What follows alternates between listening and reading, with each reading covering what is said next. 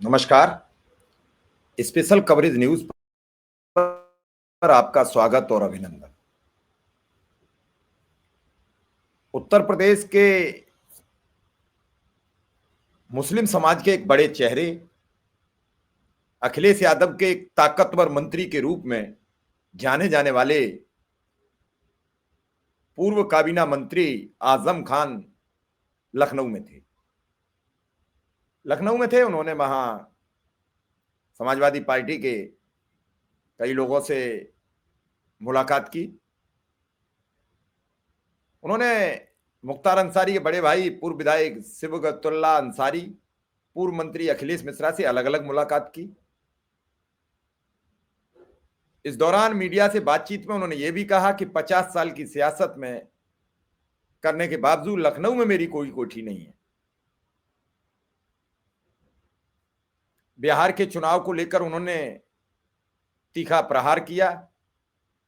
उन्होंने कहा कि बिहार में जंगल राज की चर्चा बहुत ज्यादा होती है और जंगल राज में बही गए जिनके पास सक्षम हथियार थे, मेरे पास कोई सुरक्षा नहीं, इसलिए नहीं गया। बिहार चुनाव और एसआईआर पर सपा नेता आजम खान के इस बयान से लखनऊ से दिल्ली तक और दिल्ली से लखनऊ तक हड़कंप मचा हुआ है। खबरों में जो खबर चली वो चली, यहां तो कट्टा बेचने वाले का बेटा विधायक बन गया। आजम खान ने बिहार चुनाव में प्रधानमंत्री मोदी के कट्टा वाले बयान पर तंज कसा। सपा के राष्ट्रीय महासचिव आजम खान ने बिहार विधानसभा चुनाव में नरेंद्र मोदी द्वारा दिए गए कट्टा वाले बयान को लेकर तंज किया। उन्होंने कहा, अगर जानकारी है तो बताएं कितने बरस कट्टा बिका। हमारे यहां तो कट्टा बेचने वाले का बेटा विधायक बन गया, उसे सेंट्रल गवर्नमेंट से कमांडोज मिले हुए हैं। जो कट्टे और ड्रम के साथ गिरफ्तार हुआ वह खुद विधायक बना और आज उसका बेटा विधायक है। केंद्रीय मंत्री गिरिराज सिंह के पाकिस्तान वाले बयान को लेकर उन्होंने कहा कि लोगों को बेवकूफ न समझा जाए। ऐसा नहीं है कि लोग बिहार को पाकिस्तान और पाकिस्तान को बिहार समझेंगे। बड़ा उन्होंने यहां एक महत्वपूर्ण बयान दिया और इस बयान को लेकर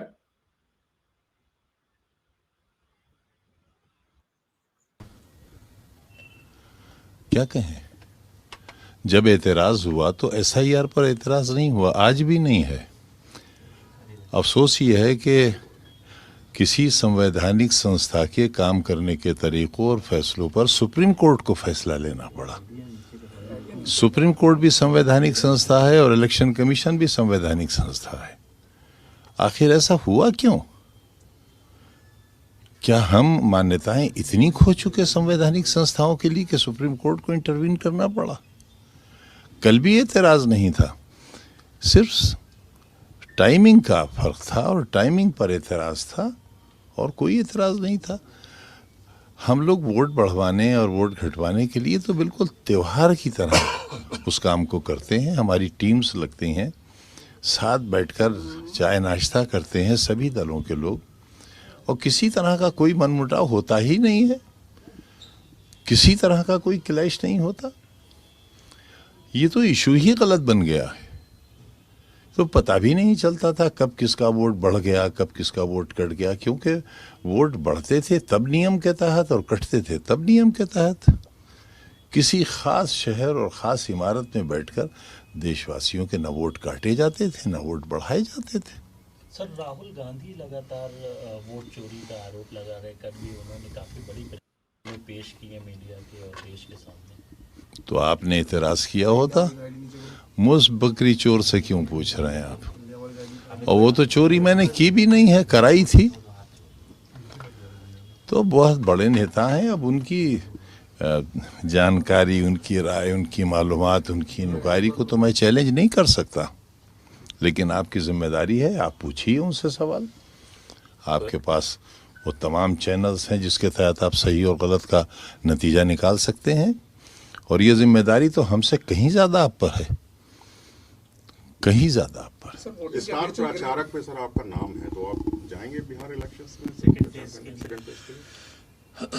अभी बगैर हथियार किसी जंगल में और जंगल राज में, जहाँ हथियार बंद लोग जंगल राज में गए हुए हों, वहाँ मेरे जैसे कमज़ोर आदमी कैसे जा सकते हैं? वो राज्य जंगल राज है। ये मुझे तो इस पर एतराज। सर गिरिराज सिंह जी एक बयान दे रहे हैं, अभी चेहरा चेक करें, ये पाकिस्तान नहीं, ये बिहार है। तो ये तो सही बात कही उन्होंने, वाकई पाकिस्तान नहीं है, बिहार है। उन्हें ये सफाई क्यों देना पड़ रही है? लोगों को इतना बेवकूफ़ क्यों समझते हैं कि वो बिहार को पाकिस्तान और पाकिस्तान को बिहार समझेंगे? उन्हें ये राय देना भी नहीं चाहिए। लगता है कि आप बहुत मासूम राय दे रहे हैं, और मासूम राय कौन देता है? मासूम आदमी हैं। अब देखिए, मासूमों की बात का बुरा मत माना कीजिए, बहुत मासूम हैं तो। और इस उम्र में, हमारी उम्र में लोग मासूम हो ही जाते हैं, तो हम तो कभी उनकी बात को सीरियसली लेते ही नहीं। और किस किस बात को उनकी सीरियसली लें, किस किस बात का बुरा माने? अगर उनकी बात का बुरा मानने चलेंगे तो रोज दीवार में इतनी बार सर मारेंगे कि सर बचेगा ही नहीं। सर आरजेडी के पर लगातार अपराध बढ़ा है, सरकार बदलनी चाहिए, क्योंकि जिस तरह रोटियां बदलती हैं पलटी जाती है, उसी तरह सरकार भी पलटनी चाहिए। ये जानकारी तो आपको हमसे कहीं ज्यादा है। आप रोज दिखाते हैं, आप रोज दिखाते हैं। और अभी जो आखिरी हत्या हुई है, उसके बाद तो मेरे पैर उखड़ गए और आधे रास्ते से लौट आया मैं। लेकिन अमित शाह ने कहा कि छोटी मोटी घटनाएं होती रहती हैं। ज़ाहिर है, इतने बड़े नेता के लिए, इतना बड़ा देश चलाने वाले के लिए एक आदमी का मारा जाना क्या हैसियत रखता है? खुद सोचिए, इसमें क्या गलत कह दिया? इसमें क्या गलत कह दिया? अगर मैं माफिया हो सकता हूं, भू माफिया,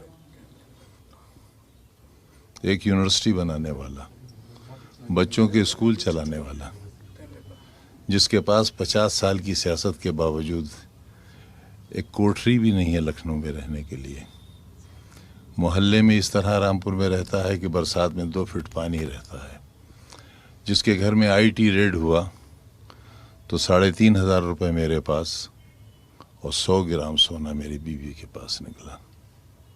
दीवारें कूद कर आ गए थे वो लोग, हम कुछ छुपा भी नहीं सके। तो सही कहते हैं। उत्तर प्रदेश में सर कानून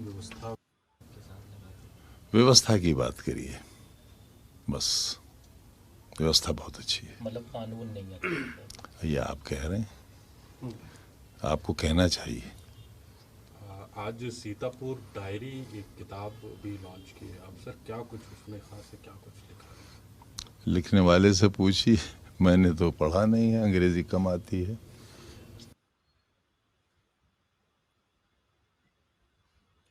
आपने सुना किस तरीके से उन्होंने बड़ी मीठे शब्दों में सबकी नसीहत दे दी। अमित शाह से लेकर गिरिराज सिंह तक, प्रधानमंत्री से लेकर मुख्यमंत्री तक, सब पर तंज कस दिया है। और तंज में एक ऐसा बवाल छोड़ दिया है कि मोदी, शाह, योगी आदित्यनाथ जी भी हैरान हैं, क्या बवाल हो गया। आजम आज काफी समय बाद लखनऊ पहुंचे थे। उनकी एक एक तकरीर, एक एक बात लोगों के जेहन में नस्तर की भांति चुभ रही थी। जब वो मजाकिया लहजे में कह रहे थे कि अमित शाह जैसे बड़े नेता के लिए एक आदमी का मर जाना, क्या बात करते हो आप? यूपी की कानून व्यवस्था, उन्होंने कानून पर बात मत करो, व्यवस्था पर बात करो। बेहतरीन व्यवस्था चल रही है, आप लोग कानून पर सवाल नहीं करोगे। मीडिया को भी उन्होंने खिंचाई किया। पिछली बार भी जब राहुल गांधी पर सवाल किया तो उन्होंने कहा कि आप सवाल पूछिए राहुल गांधी से, ऐसा क्यों कह रहे हैं। कई मुद्दों पर घसीटते नजर आए हैं। क्या होगा इसका असर, ये तो आने वाला वक्त बताएगा। लेकिन आज उन्होंने बड़े तंज कसे हैं और उन्होंने कहा कि अगर जानकारी है तो बताएं कितने वर्ष कट्टा बिका, कितने वर्ष। जेल से रिहा होने के बाद आजम खान सुर्खियों में फिलहाल बने हुए हैं। मुझे बुआ भी घोषित किया गया। केंद्रीय मंत्री के किसी भी बयान को मैं सीरियस नहीं लेता। अगर बुरा मानेंगे तो मैं अपना, बुरा मानने वाला व्यक्ति अपना सर तोड़ लेगा, उन पर क्या असर पड़ेगा। काफी सवालात हैं, इस वीडियो को समझिए। उनके साथ आपको उनके बगल में खड़े दिखाई दे रहे हैं पूर्व मंत्री अभिषेक मिश्रा, समाजवादी पार्टी के प्रवक्ता। उन्होंने उस प्रोग्राम में उनके साथ थे, प्रेस कॉन्फ्रेंस में मौजूद रहे हैं, उन्होंने उनसे मुलाकात की है और आज एक पुस्तक विमोचन की भी बात चली है। देखेंगे क्या होता है अगला कदम। फिलहाल इस खबर में इतना ही। धन्यवाद, नमस्कार।